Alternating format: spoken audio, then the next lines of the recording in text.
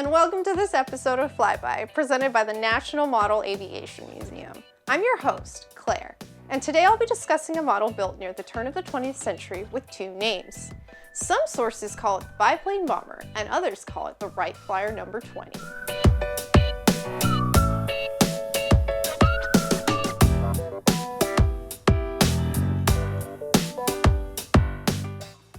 Flying toys had been popular for about 50 years before 1918 and available for hundreds of years before that. The popularity of flying toys ballooned around 1908 as word of the Wright brothers' success spread. There were many companies that developed airplane toys to help cash in on and popularize the success. The Ritchie-Wertz company in Dayton, Ohio was one of these companies, looking to expand into the flying toy business. Until forming a partnership with Charles Hampson Grant in 1918, their primary product line were things like storage cabinets and workshop benches. Grant was brought on to help produce a line of flying model airplanes and eventually designed 7 model airplanes for Ritchie-Wertz. According to a 1919 article, the 7 models were the Biplane Bomber, a Scout monoplane, 4 racing models, and 1 specifically for beginners. All were made primarily from balsa wood, which was unusual for the time, as balsa was not yet a common material for model building. In order to manufacture the models efficiently, Grant designed one of the first machines that carved and sanded propellers. Grant claims that by using these machines, they were able to produce 1,000 props a day and 100,000 models in 2 years. From 1919 to 1921, Grant spent a great deal of time researching and experimenting with model airplane design.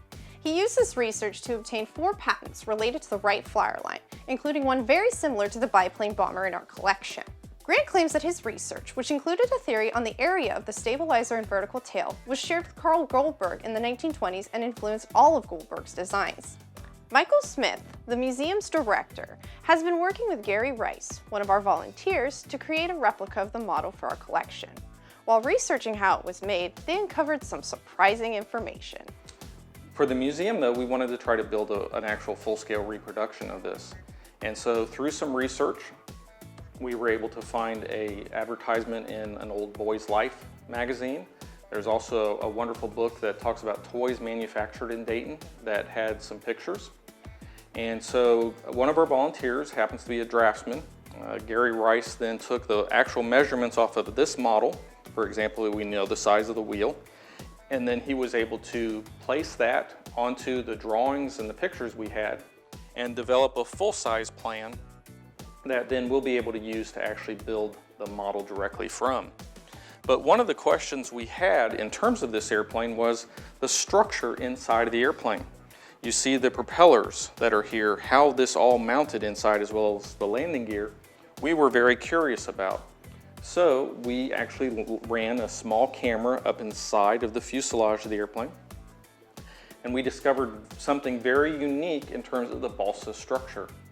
Instead of it being planked on the side and a plank on the top glued to a nose block, they actually ran a bandsaw from the tail very closely along, giving the sheeting for the side. As they came up through the fuselage then, where the landing gear came into the fuselage, they bumped out and created an area in here of more balsa wood.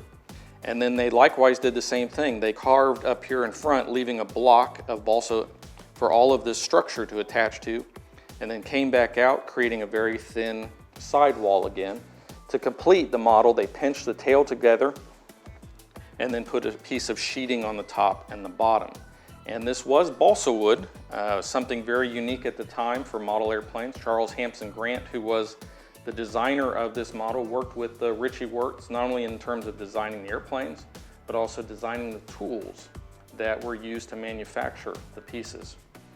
So with all of our research in hand and Gary's drawing, we're getting near to the point where we're going to be able to start the actual construction of a reproduction model.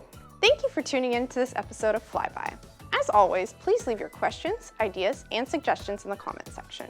Follow us on social media for updates on current projects, new donations, and behind-the-scenes historical air modeling information. We always appreciate your feedback. If you notice any discrepancies in the information provided or you have additional information, please email us at museum@modelaircraft.org.